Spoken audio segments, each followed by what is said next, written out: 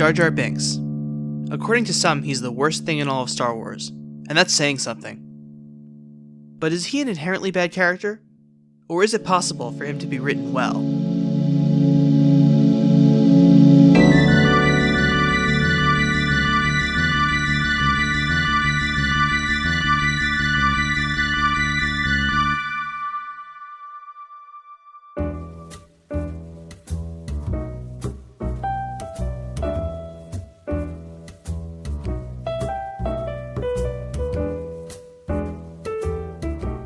To catch everyone up to speed, Jar Jar Binks was a character first introduced in Star Wars Episode 1, The Phantom Menace.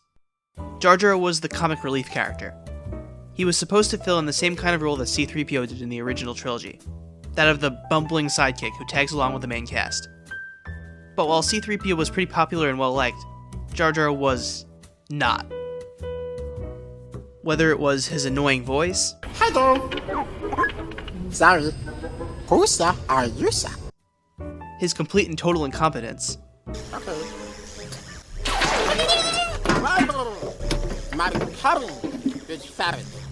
or his over-the-top slapstick humor. As if you race parts. Don't do that again. Nothing about him in this movie worked. Jar Jar became the butt of endless jokes and the #1 target of nerd rage after Episode 1 came out. He got so much negative reception that in the next 2 movies, he's almost entirely absent. Except he never entirely disappeared. In Episode 2, Attack of the Clones, Jar Jar doesn't get a lot of screen time, but he does take a position in the Galactic Senate. And then...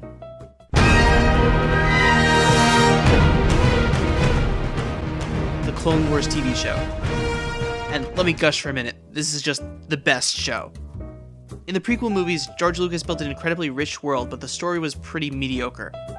The Clone Wars show took its world and its characters and brought them to incredible heights. It proved that Lucas's ideas weren't all as bad as people thought, because so many elements that fell flat in the movies excelled in this show. Anakin Skywalker isn't a whiny man-child anymore. He's a heroic, if impulsive, leader. The show expands on the brotherly relationship between Anakin and Obi-Wan that we only got to see in a few scenes in the movies. And Pat Bay isn't a useless damsel in distress. She's capable of fending for herself, and she has actual chemistry with Anakin. It also created Ahsoka Tano, the best character in all of Star Wars. Plus, no more ugly CGI. The show is all 3D animated. And most important of all, it lets the story breathe.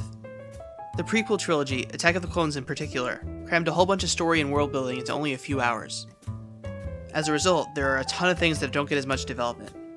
The show, over 7 seasons, really lets you see the full scope of the Star Wars universe, and the impacts of this galactic civil war. And it dives deep into the characters, making you care about them in a way that the movies couldn't do. So, the Clone Wars show fixed a lot of the worst things about the prequel movies. But could it fix Jar Jar? Well, yes it can. Like episodes 2 and 3, Jar Jar isn't in the show much compared to the other characters. But he is here. Since the show takes place in between episodes 2 and 3, we get a look at Jar Jar Binks, Junior Senate Representative. There are a small number of episodes focused around him, and those episodes are actually good. I want to take a look at one of them, and figure out how it succeeded where Phantom Menace failed. The Season 6 episode, The Disappeared. First, let's recap. The Disappeared is a 2-part filler episode. It opens with the planet Bardata asking the Republic for help. Their religious leaders are disappearing one by one, and they don't know why. But the problem is, the Bardatan people don't trust the Republic, and they hate the Jedi. Their monarch, Queen Julia, insists that the only person she will take help from is Representative Jar Jar Binks, with whom she shares a history. The Jedi Council reluctantly agrees to send Jar Jar to Bardata, but they don't trust him to fix things on his own. If there is trouble on Bardata, I'm afraid Representative Binks will be out of his depth. So they send Jedi Master Mace Windu with him. What follows is basically a buddy cop story between, of all people, Mace Windu and Jar Jar Binks. Jar Jar handles the diplomacy, getting information out of Julia, while Mace does as much stooping around as he can get away with. Mace wants to help, but the Bardatans don't trust him and won't let him get involved. It drives Mace crazy leaving all the important stuff to Jar Jar, because he assumes Jar Jar will screw it up. He's coming here to be helping me to solve your troubles. He is your servant, then? Yes, that is the truth. Master in Mace is me a humble servant. but every time he tries to butt in, he messes up whatever Jar Jar is trying to do. Excuse the intrusion, Your Majesty. I will not excuse you. Where are the guards who told you to enter? The guards had other business to tend to. Did the Queen tell you anything important? That's what she was trying to do before you should come in on hot like. When Queen Julia disappears as well, the two work together to discover a group of cultists who are behind the kidnappings and rescue Julia. And in the end, Mace acknowledges that maybe Jar Jar isn't a total idiot after all. Jar Jar, maybe it's this place, but you're starting to make sense to me. This episode is good. I wouldn't call it the best of the entire series, but it's solid, it's well written, and it's leaps and bounds ahead of the Phantom Menace. In particular, its portrayal of Jar Jar is infinitely more compelling. So why is Jar Jar good in this but terrible in the movie? I can point to a few reasons. Reason number 1. Jar Jar is actually competent. In Phantom Menace, Jar Jar has zero helpful traits. He basically never does anything to help his allies, and most of the time he actively hinders them. That's supposed to be what makes him funny. He's a useless idiot who keeps screwing things up. But that gets stale really quick.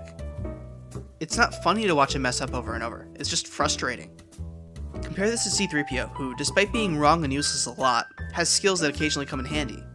He's able to translate for the group, and helps R2 open the trash compactor, and convinces the Ewoks to help fight the Empire. Jar Jar, though, he leads Qui-Gon and Obi-Wan to the Gungan City. That's pretty much it. Most of what he does is pointless clowning around, and every other thing he does right is completely by accident. And that's even worse. Watching him get promoted to general and fumble his way through the final battle isn't satisfying because it's not earned. He's not using his abilities to succeed. He just finds his way to success by happenstance. The only thing more frustrating than watching him fail is watching him fail upwards. In The Disappeared, Jar Jar is actually genuinely helpful. Let's not overstate things, Jar Jar is still a clumsy moron. But The Disappeared highlights the skills that Jar Jar does have, namely his compassion and his diplomatic ability. His earnestness has gained him the trust of Queen Julia and the Bardatans. Watching him communicate with them, it's obvious that he knows what he's doing, and that he really cares about helping them. The Bardatans were super hesitant to invite anyone from the Republic to their planet, but thanks to Jar Jar they cooperate. It's important to note that this is something that Mace Windu could not have achieved. His stoic personality and his status as a Jedi would have made him the worst possible ambassador. Every time he opens his mouth in Part 1, he makes somebody mad. It's really odd to see such an imposing, powerful character fail utterly, where Jar Jar Binks succeeds. Mace comes to recognize that he needs to back off and let Jar Jar do his thing. Once they discover the cultists, the story becomes a lot more action-focused. Mace and Jar Jar chase down the bad guys. It would be totally reasonable for Jar Jar to sit out most of these fight scenes.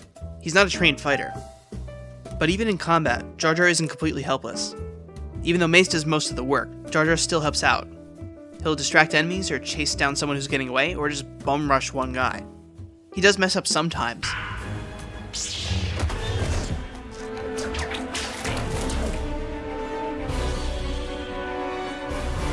Oh boy! But he always brings it back around and fixes things.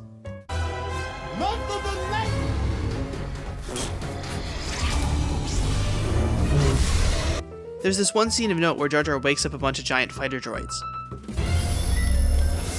Oh boy! Master and Mace! Master and Mace!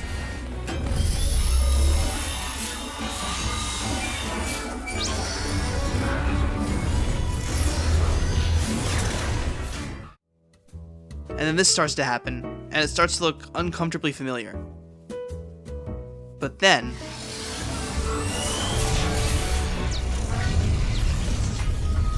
Jar Jar, are you... Look!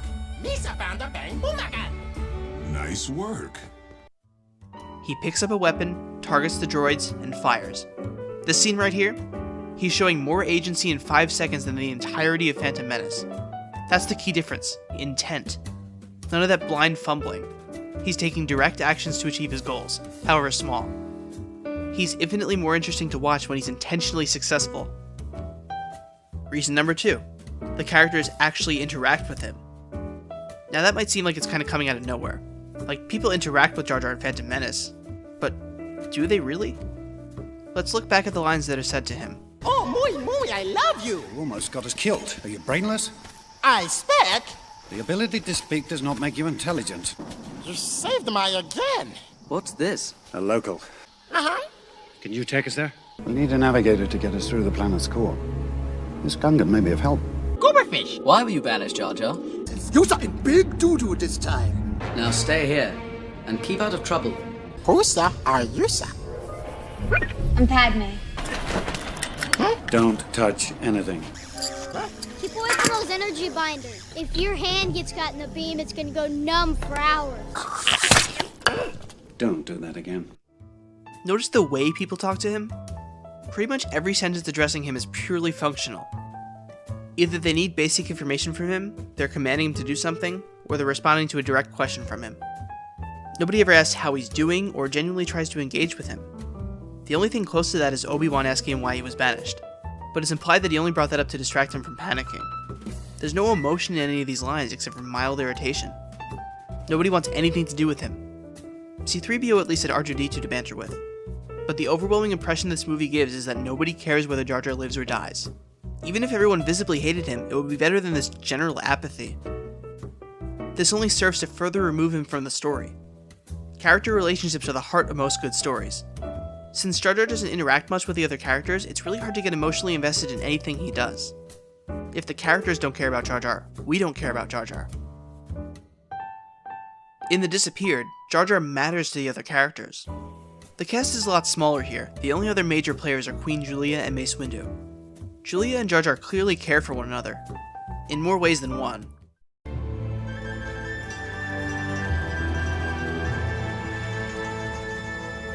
Yeah, this is pretty weird to watch, and I'm not sure how I feel about it, but in general they have a good dynamic.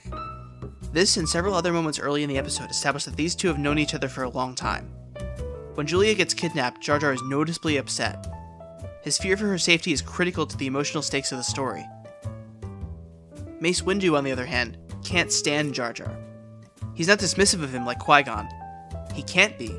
Jar Jar is the Republic representative to Bar Data, the only one who can communicate with Julia. The stakes of Part 1 hinge on Mace's frustration with letting Jar Jar have any responsibility instead of doing things himself. You are jeopardizing the mission.